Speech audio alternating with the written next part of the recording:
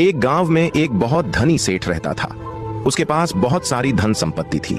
फिर भी वह गांव के लोगों की जमीन हड़प लेता था और उन्हीं गांव वालों से काम करवाकर उनकी पूरी मजदूरी भी नहीं देता था।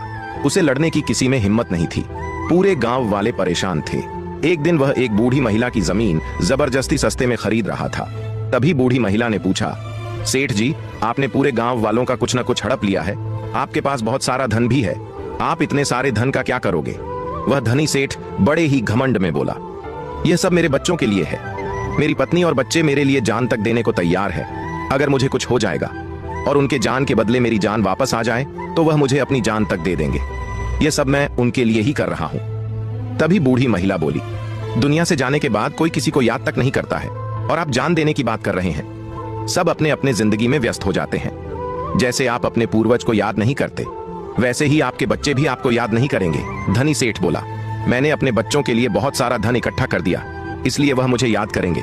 तभी उस बूढ़ी महिला ने कहा, सेठ जी, जब आपको इतना भरोसा है अपने बच्चों और पत्नी पर, तो एक बार स्वयं मरकर पता क्यों नहीं कर लेते? धनी सेठ ने गुस्से में कहा, यह कैसे संभव है? तभी उस बूढ़ी महिला ने पूरा प्लान धनी सेठ को समझा दिया।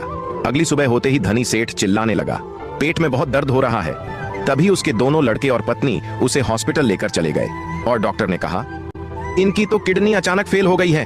अब ये हफ्ते 10 दिन ही जिंदा रह पाएंगे, लेकिन अगर आप में से एक किडनी इनको दे दे तो इनकी जान बच सकती है। धनी सेठ बेड पर लेटे सब सुन रहे थे। डॉक्टर की बात सुनकर सबने मुंह फेर लिया, यहां तक पत्नी ने भी मुंह फेर लिया।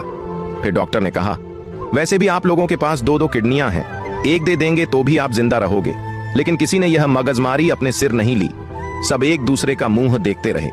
तभी बड़े बेटे ने बोला, डॉक्टर साहब, वैसे भी पिताजी की उम्र हो गई है, अब क्या फायदा उन्हें किडनी देकर, वो तो वैसे भी बूढ़े हो गए हैं। यह सब बात सुनकर धनी सेठ के कान खड़े हो गए।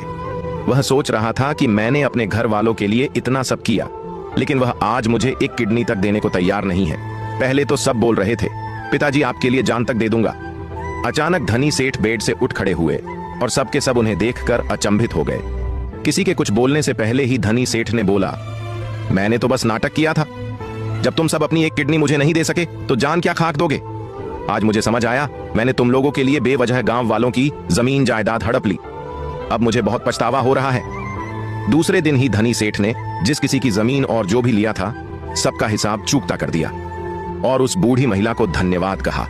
इसलिए आप अपने घर परिवार के लिए जरूर कमाएं, लेकिन किसी का हक और पैसा गलत तरीके से न लूटे, क्योंकि आपके जाने के 1 महीने बाद आपके ही घर वाले कहीं हंसी मजाक करते नजर आएंगे और आप उनके लिए अपनी जिंदगी नर्क बना रहे हैं।